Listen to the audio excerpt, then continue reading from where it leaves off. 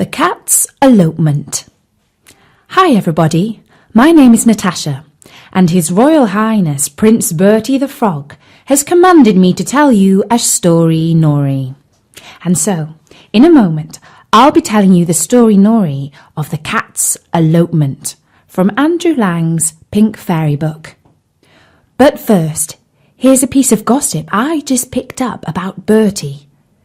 I spied him this morning, sitting on a lily on the pond. It was a beautiful bright morning, but Bertie looked really bored. As you know, he used to be a handsome prince and lived in the palace at the other end of the garden. But now he's a frog, and there isn't always much to do in his pond. His little friend, Tim the Tadpole, was swimming round in circles trying to catch his tail and see what it tasted like. When he was fed up with that, he asked, "What do they do in the palace on sunny mornings, Bertie?" Bertie thought for a moment. He was having trouble remembering, because he seemed to have been a frog for an awfully long time. "We had school," he said eventually. "School?" said Tim. "What's that?" Colin the Carp, who is a bit of a grumpy fish at the best of times, interrupted this conversation and said, "School is for creatures with brains. It wouldn't interest you, little Tim, because your brain isn't even the size of a pea." Now Sadie the Swan, who always looks after little Tim's best interests, told Colin the Carp to hush. She added, "It's very bad to hurt creatures' feelings." She looked towards Bertie and said, "Tell us something you learned, Bertie. I'm sure you were very clever, as well as terribly distinguished looking when you were a prince." Bertie thought for a moment. He wasn't quite sure what he had learned in school. There must have been something, because the teacher said an awful lot. But actually, it was quite hard to remember. "Go on, go," said Tim excitedly. "We'd all really like to learn something." At length, Bertie said, "I learned that the world is an awfully big place. Much bigger than this little pond. But do you know what, little Tim? Wherever you go, people and creatures have one thing in common. They all love to listen to stories, and when they are listening to a good tale, they are never bored." And so, now you know why Bertie has commanded me to tell you his story, which has come all the way to Bertie's pond from Japan. It's called The Cat's Elopement. Now, elopement is a big word, so if you don't know what it means, I had better explain. It's when a girl and boy fall in love with each other and run away together. Well, this story is about a boy cat and a girl cat. And can you guess what happens? You can't? Well, listen quietly and you will find out. Once upon a time, there lived a cat of marvellous beauty, with a skin as soft and shining as silk, and wise green eyes that could even see in the dark. His name was Gon, and he belonged to a music teacher who was so fond and proud of him that he would not have parted with him for anything in the world. Now, not far from the music master's house, there lived a lady who owned a most beautiful little pussy cat called Korma. She was such a little dear altogether, and blinked her eye so daintily, and ate her supper so tidily, and when she had finished, she licked her pink nose so delicately with her little tongue that her mistress was never tired of saying, "Korma, Korma, what should I do without you?" Well, it happened one day that these two cats went out for an evening stroll, met under a cherry tree, and in a moment fell madly in love with each other. Gon had long felt that it was time for him to find a wife, for all the ladies in the neighbourhood paid him so much attention that it made him quite shy. But he was not easy to please, and did not care about any of them. Now, before he had time to think, Cupid, the little boy who brings love, had entangled him in his net, and he was filled with love towards Koma. She fully returned his passion, but she saw the difficulties in the way, and consulted sadly with Gon as to the means of overcoming them.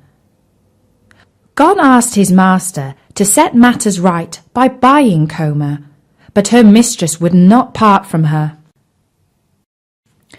Then the music master was asked to sell Gon to the lady, but he refused to listen to any such suggestion, so everything remained as before. At length, the love of the couple grew so strong that they determined to please themselves and to seek their fortunes together. So one moonlight night, they stole away and ventured out into an unknown world together.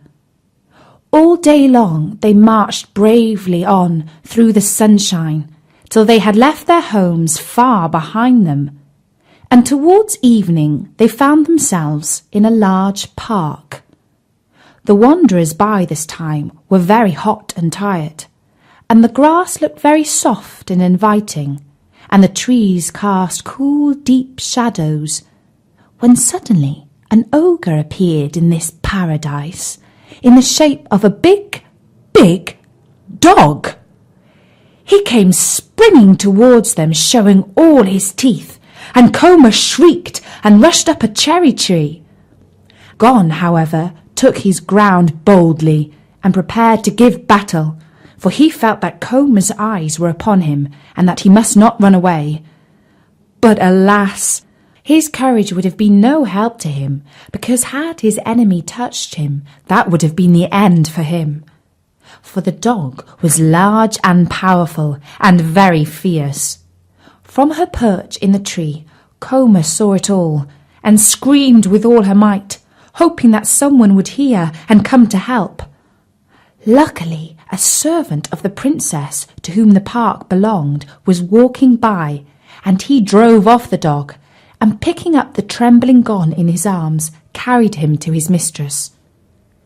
So poor little Koma was left alone, while Gon was carried away full of trouble, not in the least knowing what to do.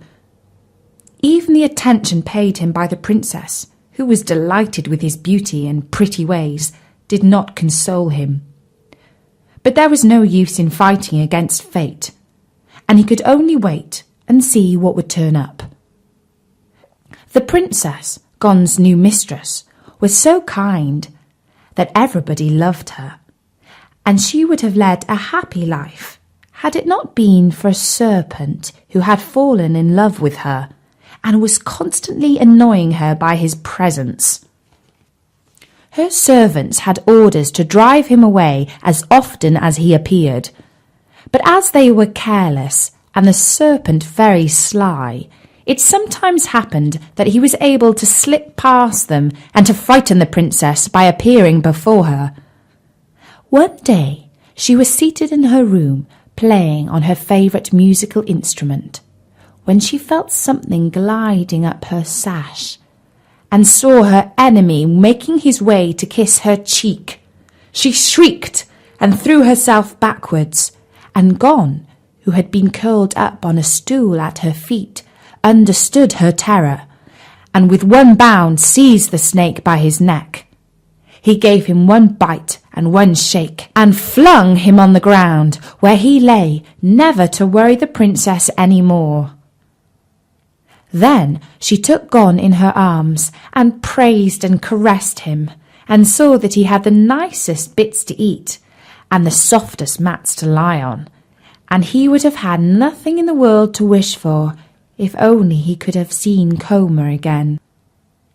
Time passed on, and one morning Gon lay before the house door, basking in the sun.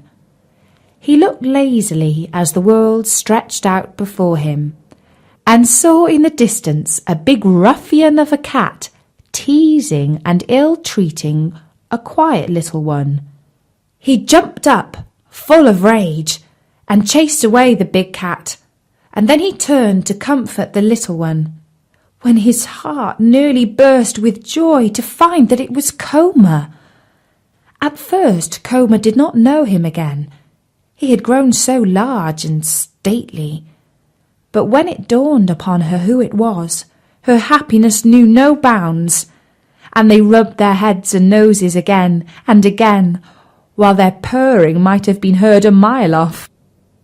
Paw in paw, they appeared before the princess, and told her the story of their life and its sorrows. The princess wept for sympathy, and promised that they should never more be parted, but should live with her to the end of their days.